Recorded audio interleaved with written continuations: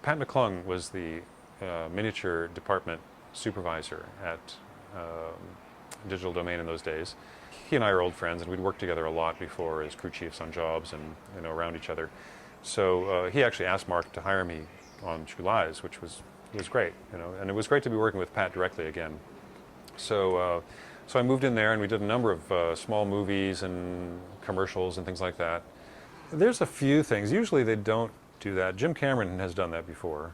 That he killed the day they were going to start shooting it. He cut it from the movie. It was a huge mountain of snow with pine trees and a helicopter rigged to slalom down the pine trees. It's a very elaborate model, and he killed it the day they were going to start shooting it. Probably wasted $150,000 on that thing. That's Jim. He's not a money waster, mind you. He's just, he knows what he wants, and it changes sometimes. And he was right; it didn't belong in the film. Oh, shooting it would have been, $80,000 a day minimum. Yeah. So yeah, it happens, but it's rare. Yeah.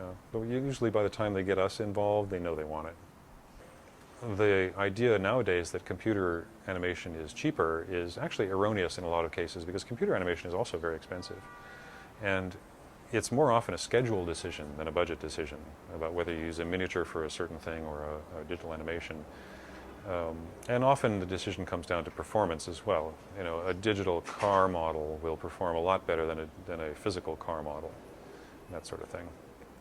Jim is an amazing guy, and he sort of figured out all this stuff ahead of time, he and Bruno, but Jim was an incredibly sharp guy. I think he's the closest thing to a genius I think I've ever met. And he's artistic. He can draw. If he needs something, he can just go, here you go. And whatever he draws, that's it. You just know that he's not going to waffle. He's not a waffler. He makes a decision, he pretty much sticks to it.